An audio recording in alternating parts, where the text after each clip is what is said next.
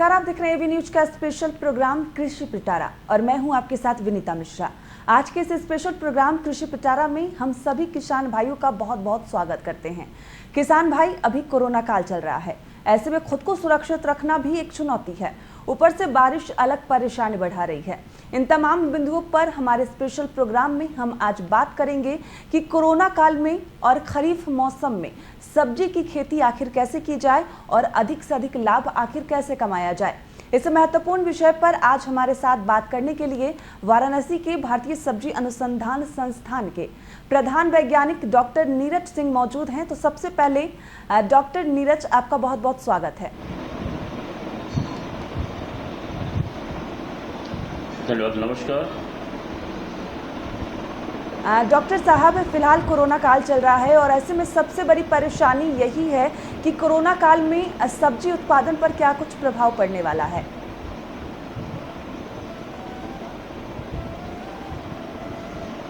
एक साथियों, जो सब कोरोना काल जो सभी चल रही है, जो कोविड-19 की जो प्रॉब्लम है,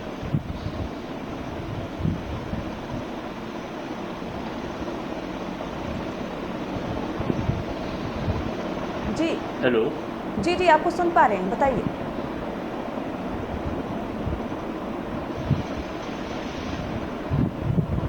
डॉक्टर साहब सुन पा रहे हैं आप? या मैं सुन रहा हूँ। आवाज मेरी आ रही है? जी बिल्कुल, आपकी आवाज आ रही है। डॉक्टर नीरज, सबसे बड़ा सवाल तो यही बनता है कि फिलहाल जिस तरह की सिचुएशन है कोरोना काल में सब्जी उत्पादन पर इसका क्या कुछ प्रभाव पड़ रहा है।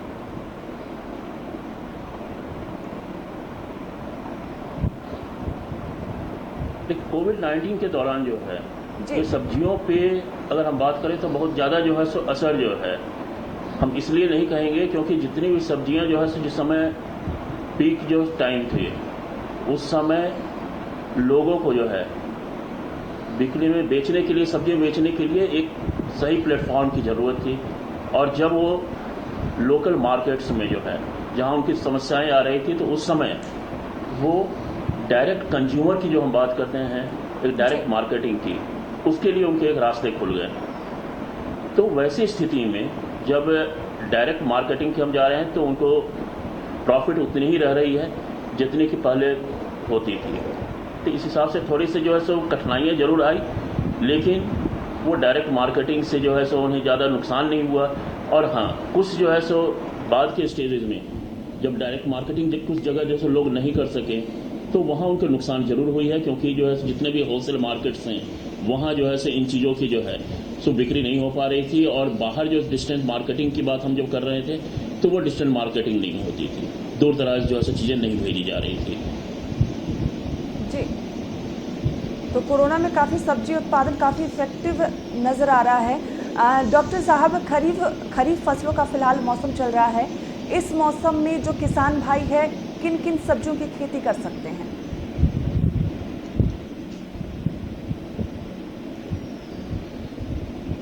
खरीफ मौसम जैसे इस समय चल रहे हैं, बरसात का मौसम, और इस समय जितनी भी लतर वाली सब्जियां हैं, जैसे कि हम बात करें लौकी है, नेनुआ है, कोहरा है, खीरा है, ये सभी जो है सो आप लगा सकते हैं हमारे किसान भाई।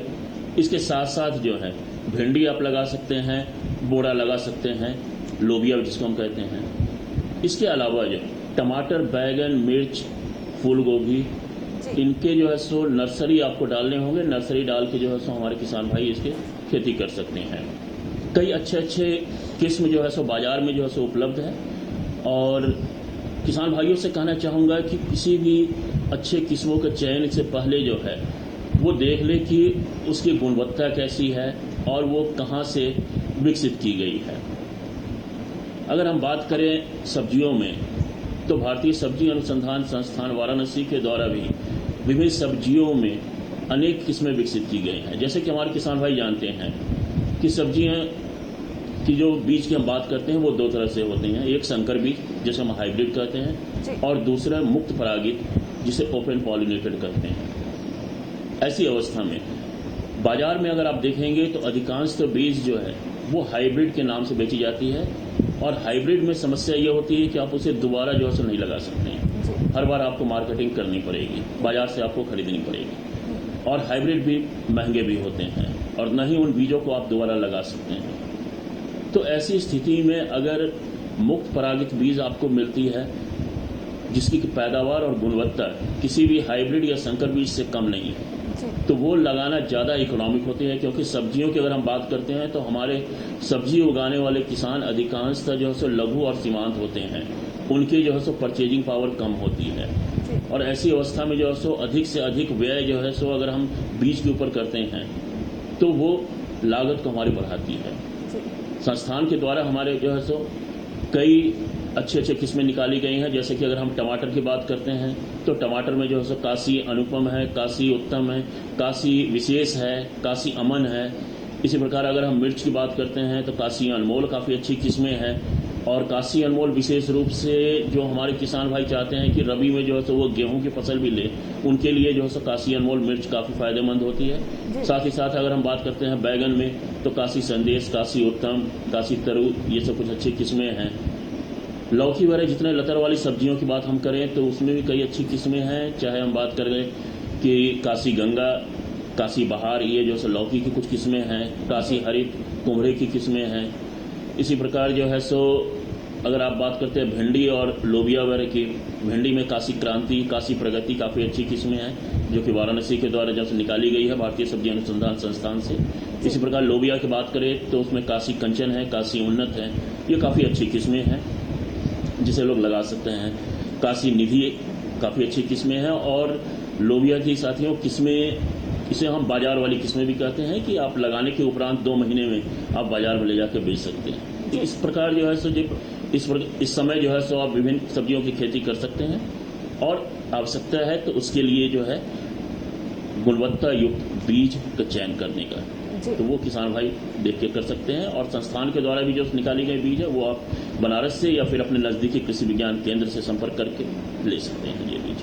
डॉक्टर साहब, जैसा कि आपने कहा कि जो हाइब्रिड जाति के बीज होते हैं अगर उसकी हम फसल लगाते हैं तो हमको महंगा भी पड़ता है, किसान भाइयों को महंगा भी पड़ता है और अगले साल उसका बीज हम स्टोर भी नहीं कर पाते। और जो आपने अभी किस्म बताई काशी, चाहे वो टमाटर की हो या बैगन की, क्या ये हम स्टोर कर सकते हैं और अगले साल इसका उत्पादन किया जा सकता है? बिल्कुल बिल्कुल आप इसको लगा सकते हैं। इसलिए हमने कहा कि ये मुक्त परागित किस्में हैं जो कि विभिन्न अनुसंधान संस्थान के द्वारा निकाली जाती हैं और ये जो है सो किस्में जो है सो गुणवत्ता में और उत्पादन में भी किसी भी हाइब्रिड से कम नहीं होती हैं। और सबसे इसमें खासियत ये है कि आप हमारे किसान भाई को बार बार जो है ये बीज खरीदने की ज़रूरत नहीं है, वो इस बीज को दोबारा लगा सकते हैं, बीज को खुद बना सकते हैं और अगले बार जो है अगले सीजन में या अगले मौसम में जो है आप इसको लगा सकते हैं और ये जो है कंटिन्यू आप कर सकते हैं, कम से कम 2-3 सालों तक कर सकते हैं। इसके बाद जो है फिर पुनः जो है सो आप नई बीज लेके जो है सो बीज बनाने का कार्य कर सकते हैं। डॉक्टर नीरज, हालांकि हाइब्रिड जाति के जो बीज होते हैं वो महंगे होते हैं और जो आप किस्म बता रहे हैं, क्या इसके दाम में कुछ सस्ताई होगी या फिर ये भी महंगे हैं? जहाँ तक बीज की बात है, बीज जो है सो ये काफ़ी सस्ते होते हैं जी। अगर जो है सो हम बात करते हैं जैसे कि टमाटर की हाइब्रिड की अगर हम बात करें तो वो जो है सो कम से कम जो है सो 14 से 15 हज़ार से लेके वो 2.5 लाख रुपए प्रति केजी के रेट से बाजार में बिकती है। जबकि हम अगर मुक्त परागित की बात करें तो मुक्त परागित बीज जो हमारे यहाँ से निकाली गई है वो महज 2,500 रुपये किलो है जी। तो आप एक अंतर सोच सकते हैं कि कहाँ 2,500 रुपये प्रति किलो और कहाँ जो है सो हाइब्रिड जो है सो वो आपको जो है सो 15 से 20 हज़ार रुपये कम से कम और 2.5 लाख रुपये तक जो है सो वो प्रति किलो जो है सो रेट जाती है। इसी प्रकार सभी सब्जियों में है। मुक्त परागित बीज जो है सो ये काफ़ी सस्ती होती है और ये जो है सो इसके उत्पादन और गुणवत्ता बशर्ते कि इसे सही जगह से लिए जाएं, क्योंकि कई बार जो है सो बाजार में भी मुक्त परागित बीज लोग बेच देते हैं लेकिन उनकी गुणवत्ता सही नहीं होती है क्योंकि उसकी देख रेख और उसे कोई देखने वाला नहीं है। तो वैसी स्थिति में अगर आप किसी बढ़िया संस्थान से अगर मुक्त परागित बीज लेते हैं तो उसके उत्पादन जो है आपकी बेहतर होगी। और ये जो काशी किस्म का जो ये बीज है, क्या इसकी कोई पहचान करने की कोई विधि, आखिर कैसे पहचान की जाए कि ये ओरिजिनल है या फिर डुप्लीकेट? किसी भी आप जो है सो बढ़िया संस्थान से आप लीजिए। पहली बात ये है कि आप सरकारी संस्थान से लीजिए या आज जो है कई जो है सो मुक्त परागित बीज प्राइवेट कंपनियां भी दे रही है और बीजों की पहचान के लिए मैं यही कहना चाहूँगा कि जब भी हमारे किसान भाई बीज या दवा कोई भी चीज़ अगर बाजार से लेते हैं तो उसकी पक्की रसीद अवश्य लें, क्योंकि पक्की रसीद जो है सो उनको बाजार से खरीदे गए चीज़ों की गारंटी देती है। तो इसलिए जो हम कहेंगे किसान भाइयों से कि आप जहां से भी लें पक्की रसीद जरूर लें, और जहां तक मुक्त परागित बीजों की बात है तो वो आप किसी भी जो है सो सरकारी संस्थान से जो है अगर आप लेते हैं तो चीज जो है सो आपको खराब नहीं मिलेगी। जी डॉक्टर साहब, फिलहाल जिस तरह की सिचुएशन है पूरे प्रदेश में प्रवासी मजदूर अपने गांव लौटे हैं और वो छोटे छोटे खेतों में किन किन सब्जियों को लगा सकें ताकि उन्हें स्वरोजगार मिले?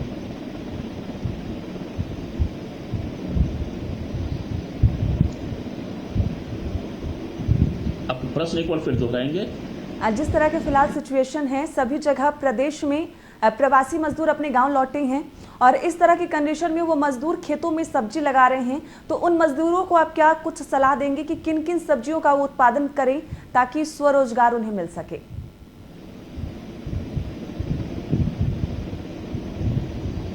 जो हमारे अप्रवासी मजदूर आए हुए हैं या फिर जो है सो जो हमारे किसान पहले से भी सब्जियों की खेती कर रहे हैं, सब्जियों की खेती करने वाले मैं सभी किसान भाइयों से एक ही बात कहूंगा कि वो मार्केट को देखते हुए सब्जियों का निर्णय करें। अक्सर होता क्या है कि हम फसल पैदा कर देते हैं और फिर जो है सो हम बाजार में ले जाते हैं बेचने के लिए।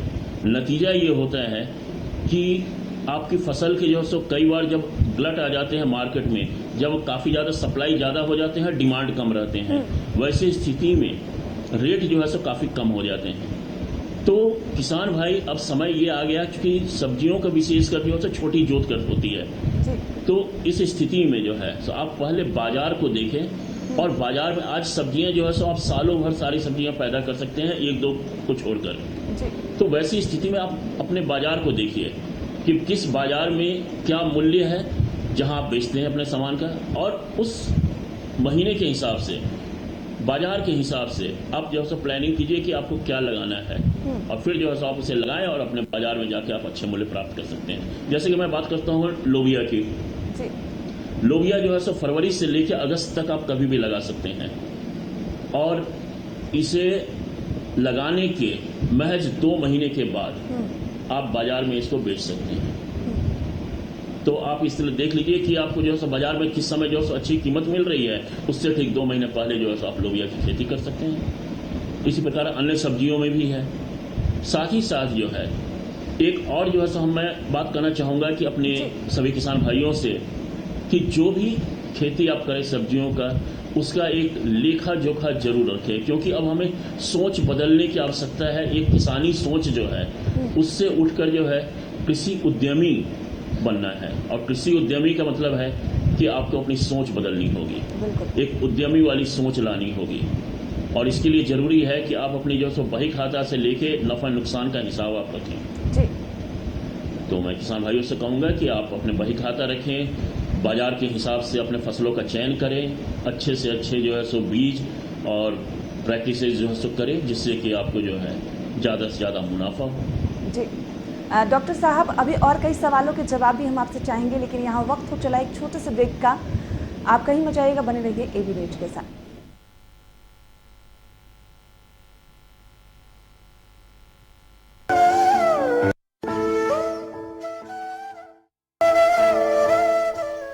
ब्रेक के बाद बहुत बहुत स्वागत है आपका। आप देख रहे हैं हमारा स्पेशल प्रोग्राम कृषि पिटारा, और हमारे स्पेशल प्रोग्राम में आज हमारे साथ हमारे डॉक्टर हैं वाराणसी भारतीय सब्जी के वैज्ञानिक डॉक्टर नीरज सिंह। डॉक्टर नीरज, आपका एक बार फिर से बहुत बहुत स्वागत है।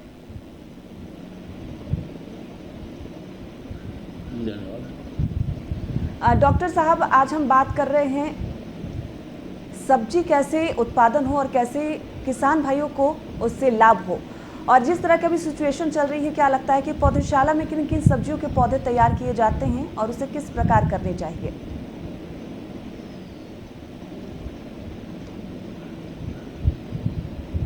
इस समय बारिश का समय है, और हमारे किसान भाइयों से जो है मैं कहना चाहूँगा कि पहली बात यह है कि अगर आप सफल खेती करना चाहते हैं तो आपको एक पूरी जो है सो प्लानिंग, और जैसा मैंने कहा कि अपनी सोच में जो है एक बदलाव लानी होगी एक कृषि व्यवसाय के रूप में। जी। कि अब जब तक जो सब खेती कर रहे थे तो ठीक है, खेती थी, लेकिन अब हम इसको खेती नहीं एक व्यवसाय के रूप में हम इसको समझेंगे और खुद किसान अपने आप को एक कृषि उद्यमी के रूप में निखारेंगे। क्योंकि इससे यह है कि आपको जो भी आप खेती करना चाहते हैं उसमें कैसे ज़्यादा से ज़्यादा मुनाफा हो, इस बात की ओर जो है ये आपको जो है सो बढ़ना है। इसके लिए आवश्यकता है कि आप अपनी जितनी भी जो है सो जो भी खेती कर रहे हैं उसकी जो है सो देख रेख अच्छी तरह से आप करें और नई नई तकनीकों को आप अपनाएंगे। इसके लिए आपको जरूरत पड़ने पे आप अपने नज़दीक के कृषि विज्ञान केंद्र या फिर राज्य सरकार की किसी जो है सो शाखाओं से या फिर जो है सो राष्ट्रीय संस्थान से जो है आप संपर्क कर सकते हैं और जानकारी भी ले सकते हैं।